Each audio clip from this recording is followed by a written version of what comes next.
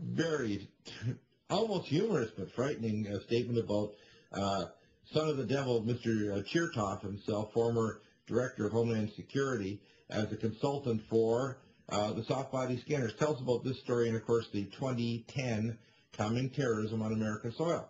It's a Boston Globe story that's just breaking about, broke today about Chertoff going on all the media talking about the need for these full-body scanners in airports, but he doesn't mention that his consultancy agency, as client, is the one that manufactures those machines. When are people going to wake up? The fix is in. Anybody that bets on Wall Street or believes in the government deserves what they get. Whether it's Obama or Bush, whether it's Cheney or Biden, you're better off with Abbott and Costello. How could people believe this stuff? Yeah, I know. And it's just one scam after another. And going back to this terrorism, which we had forecast would happen, as I mentioned, we had sent out our top 10 trends on December 17th, a week before the alleged crotch bomber. And we had warned that America was going to enter into a cycle of terrorism of 9/11 magnitude. Yeah, we have the closure of the... Because it ties back into the economy. Right. When you go back to 9/11, we were in a recession. After 9/11, immediately they started lowering interest rates to 46-year lows, and they created the real estate bubble and the financial crisis bubble. They also had President Bush go out there telling people to shop until they drop. Unless if they didn't, the terrorists would win. So people bought into that. Now you can't do that. So if we have a terrorist strike with interest rates at near zero already, there's no room to go down.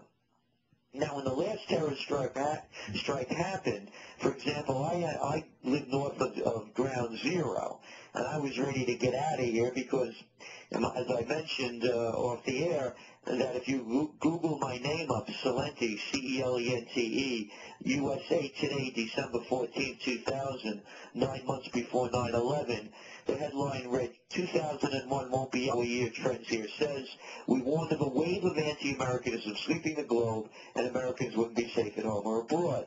So 9/11 happened, and I'm a New Yorker, I know the layout here. Planes are coming down the Hudson River, allegedly, and if one hit the nuclear power plant just 45 miles north of Ground Zero on the Hudson, Indian Point, there would have been chaos far beyond what anyone could imagine. So I was ready to get out of here and head to Canada, which is 4.5 hours north.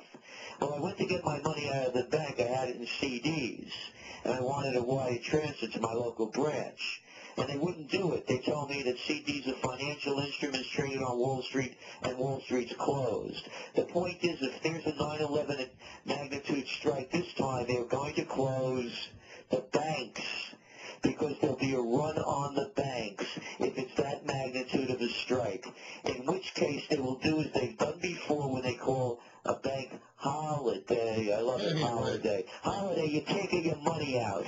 And when they do give it out, they'll give it out in dribs and drabs. And when you get it out finally, they'll do what they did most likely, as they did during the Great Depression, when there was a run on the bank, when people were turning in their gold certificates for real money. They forced the people to sell all their gold to the government at $20.67 an ounce. And then when they got it all in, they repegged the price of gold, which meant when the bank reopened, the value of your dollar went down 40%. Now, that's what we believe they're going to do again.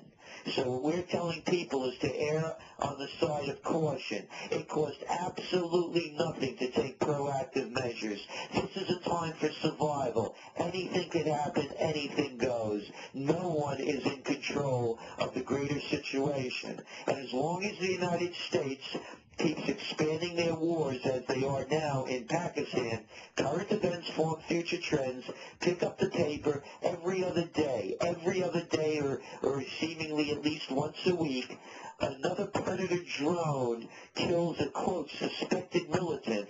Whatever happened to innocent until proven guilty? Suspected's good enough. And along with that, innocent bystanders. Wedding So the point parties. being, there's going to be retribution. There's going to be payback. Yeah, absolutely. You cannot continue doing this and acting like a rogue. And we now have McChrystal, who's the head of the military there, former killer special forces. And we have the so-called Taliban cruising across the Pakistani-Afghanistani border. You can be guaranteed they're going to expand this war into Pakistan. And they want to get to northern Waziristan and get, quote, control of those loose nukes, and it'll be a perfect excuse for a nuke to go off from one or more U.S. cities. That's the next major event that I expect to see happen. It won't be just the demolition of the World Trade Center, which, by the way, I still have proof there were nukes, and I'm going to be expanding that. And I'll be speaking at the 9/11 conference this coming 10th anniversary coming up this year, 9th anniversary, this coming up this year. It's going to be a real big show. People need to realize that they want an event so that they can then put the next level, just like this terrorist now, if they want to soft body x-ray everybody, now they want to cavity search everybody because they'll say you have a packet of something you can explode. You combine them in the restroom. Going to the bathroom will be a terrorist activity. Yeah, you got it. What are they doing? They're telling people they can't get out of their seat now for an hour before the plane lands. These people, they're these self-righteous, paranoid people that romanticize war. There's nothing romantic about war. There's McChrystal. How about McChrystal meth? This guy's out of his mind. And they get away with this. Hey, let me make this really clear in case somebody doesn't understand it. The United States military has not won a war since World War II. We lost in Korea. We lost in Vietnam. Oh, I forgot. They won in Grenada. What a grand display. Oh, they beat that street gang in Panama. Oh, and how about the Persian Gulf War, Mr. Celente? Yeah, how about it? The first battle of the Iraq War. And it's going on. How many years later? We're going into our 8th year. Yeah. And it's always the same. It's always the same. We need more money, we need more time, and we need more men.